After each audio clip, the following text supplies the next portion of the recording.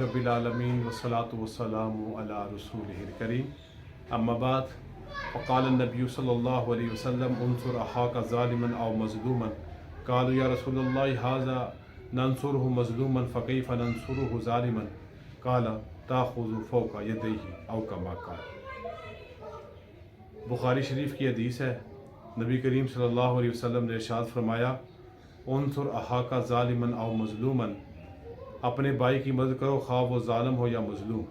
قالوا صحابہ نے عرض کیا یا رسول اللہ، اللہ کے رسول، ھذا ننصر مظلوما، ہم مظلوم کی تو مدد کر سکتے ہیں، فکیف ننصر ظالما، ہم ظالم کی مدد کیسے کریں؟ قال رسول اللہ صلی اللہ علیہ وسلم، نبی اکرم صلی اللہ علیہ وسلم نے فرمایا تاخذ فوق یدیہ، کہ ظلم سے اس کا ہاتھ پکڑ لو، یہی اس کی مدد ہے۔ بخاری کی حدیث ہے، جیسے پہلے عرض کیا، نبی کریم صلی اللہ علیہ وسلم اس حدیث مبارکہ میں اخلاقی سبق دے رہے ہیں، حقوق العباد کے ایک پہلو کو بیان کر رہے ہیں جو ہمارے اس معاشرے کی ضرورت بھی ہے، اس معاشرے کی کمی کوتاہیوں کا حصہ بھی ہے۔ نبی علیہ السلام کی حدیث مبارکہ کا مفہوم ہے کہ ظالم اور مظلوم دونوں کی مدد کی جائے۔ صحابہ نے عرض کیا ظالم کی مظلوم کی مدد تو سمجھ آتی ہے، مظلوم کی مدد کیا ہوتی ہے؟ جب اس پہ ظلم ہو رہا ہو اس کی حمایت کی جائے، اس پہ ظلم ہو رہا ہو اس کی تائید کی جائے، اس کے ساتھ زیادتی ہو رہی ہو اس سے ہمدردی کی جائے، جو بھی بن سکے اس مظلوم کا ساتھ دیا جائے۔ یہ تو سمجھ میں آتی ہے بات، اور ہمارے معاشرے میں یہ چیز پائی بھی جاتی ہے۔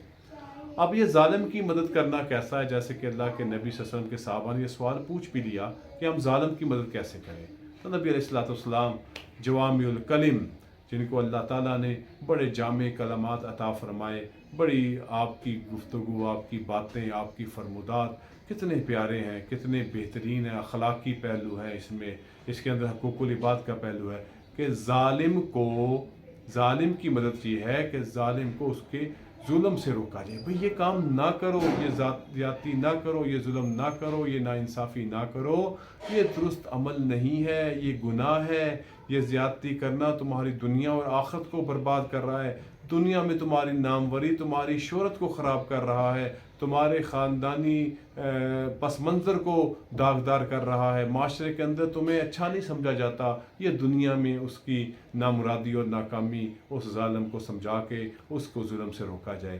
ظالم کی مدد اسے گناہ سے روکنا، ظلم زیادتی سے، ناانصافی سے روکنا، اور آخرت بھی اس کی بچا رہے ہیں ہم۔ یہ دین تو دنیا اور آخرت دونوں کا مجموعہ ہے۔ آخرت کیسے بچا رہے ہیں؟ وہ جتنا ظلم کرے گا اللہ کے ہاں اس کا جواب دینا ہوگا، حقوق العباد کا جواب دینا ہے، اس کی آخرت خراب ہوگی، اللہ کی ناراضگی ہوگی، اللہ کے سامنے اس کو قیامت کے دن ان حقوق العباد کی جو ہے وہ سزا کے طور پر اپنی نیکیاں دینی پڑیں گی۔ تو یہ ہے ظالم کی مدد کہ اس کو سمجھایا جائے، اس کو بتایا جائے تمہارا یہ فعل اچھا نہیں ہے، تمہارا یہ بے انصافی، تمہاری یہ زیادتی، تمہارا یہ ظلم کسی طور پر بھی مناسب و درست نہیں ہے۔ یہ ہے ظالم کی مدد۔ ہمیں جہاں ہم مظلوم کا ساتھ دیتے ہیں، اس سے ہمدردی کرتے ہیں، اس کے ساتھ اخلاقی طور پہ کھڑے ہوتے ہیں، اسی طرح ظالم کی مدد کیا ہے؟ اس کے ہاتھ کو ظلم سے روکا جائے، اس کو منع کیا جائے کہ بھائی جان یہ کام درست نہیں ہے۔ نبی صاحب کیا فرمایا؟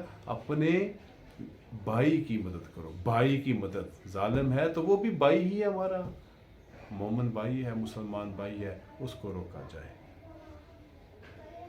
وآخر دعوانا